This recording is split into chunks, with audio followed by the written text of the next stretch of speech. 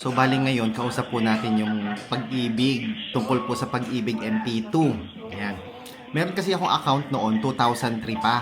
Ay, 2023. Hindi ko naman nahulugan yun noong 2023. Kaya gusto ko malaman kung pwede ko pa ba siyang hulugan. Ang inyong tawag ay mahalaga sa akin. Gusto ko pa rin siyang depositohan. Kaya, yun. Ay. Good morning. Hello, good morning, Sam. Yes po. Ma'am Sam, si Mr. Arellano po ito. Meron po kasi akong pag-MP2 account noong 2023. Pero ma'am, hindi siya nagkaroon ng karga o laman. Yung ano po, start ng remittance po sa inyo pong MP2 sir, 2023 Opo, dapat. Kaya lang hindi po yata siya nagkaroon ng ng dividends po. Hindi rin siya nagkaroon ng laman kasi. Parang yun nga yung gusto ko rin malaman. Kung pwede pa ba siyang kargahan o depositohan. Check ko sir. Ang Yes, call ma'am. ko lang po yung call. Okay, 30 seconds na po. Sige Sir, ma'am, okay salamat lang. po. Opo.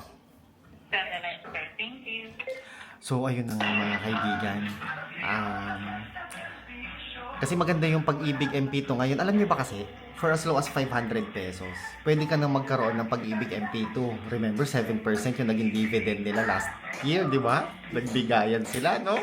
So, imaginein mo kung meron kang ipon sa pag-ibig MP2. Guys, 500 lang, minimum. Meron ka ng pag-ibig MP2. Kung hindi mo na kayang dagdagan pa yung 500, okay lang din yun. Wala namang problema. Eh, hindi naman siya monthly na kailangan. Pero pwede mo siyang depositohan regularly. No? Kaya naisip ko na buhayin yung pag-ibig MP2 ko. Kahit 500 lang magkalaman siya. Di ba? Hello po, sir. Hello. Information trading po, sir. Yes, ma'am. Yes, ma'am. Opo, ito pong provided niyo sa akin na MP2 account number niyo po. Hindi pa po siya nahulugan, sir. Opo, hindi pa po siya nahulugan, ma'am. Apo, pwede niyo po siyang hulugan po, sir. Ah, And then kung ano po yung starter date ng paghulog niyo po, yun po yung activation niya, sir. Doon po siya sa-start yung bilang for the maturity niya po. Na 5 years. Opo. Okay. So, existing pa po siya, active pa po siya, pwede ko po siyang hulugan sa pamamagitan ng mga collecting partners ng pag-ibig. Tama po ba?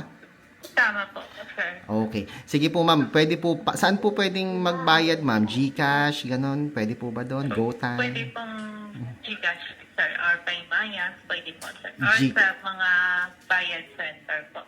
Okay. GCash, Paymaya, or Bayad Center. Pwede po. Ang imbis na ang ilagay pag-ibig member ID number, ang ilalagay po ay yung MP2 na account. provided niyo po sa akin, sir. Yung start with 5 plus digit po.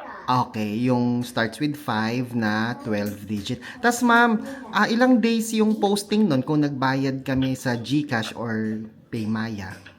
Opo, within, po, sir, 5 to 7 working days po. 5 to 7 working days bago siya ma-post. Tapos kung gusto po naming i-verify, pwede ba kaming tumawag ulit dito? To Yes po, verify? yes, sir.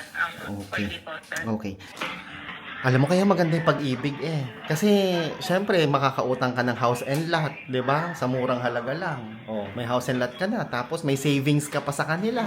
Hindi ka nakikisama sa biyenan mo, hindi ka humihingi. Wala namang masama sa magulang natin yun. Pero kasi pag may asawa at anak ka na, dapat nakabukod ka na. So, ang dapat mong gawin, kung meron kang pag-ibig, mag-avail ka ng housing loan. Kung hindi mo kayang bumili ng house and lot na cash, ang pag-ibig, nag-o-offer po sila ng housing loan. Nag-avail po ako niyan, itong bahay na tinitiran po namin ngayon.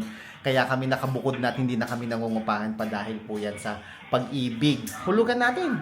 Yung natin, pag-ibig MP2 kahit 500 lang. Si Sam yung ating kausap. Thank you for calling Pag-ibig Plan po. Have a nice day po. Maraming salamat, ma'am, sa magandang tanghali.